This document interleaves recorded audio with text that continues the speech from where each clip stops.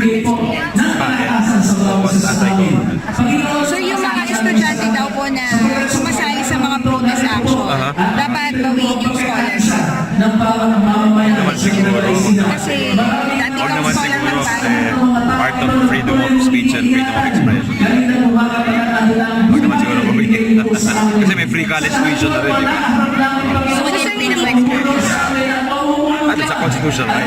Constitutional right. As long as within that freedom, what would you want a certain limit? Well, basta wag lang ano, di ba? Ang limit naman ng freedom of expression is yung libelous or slanderous speech. Wag lang ganun.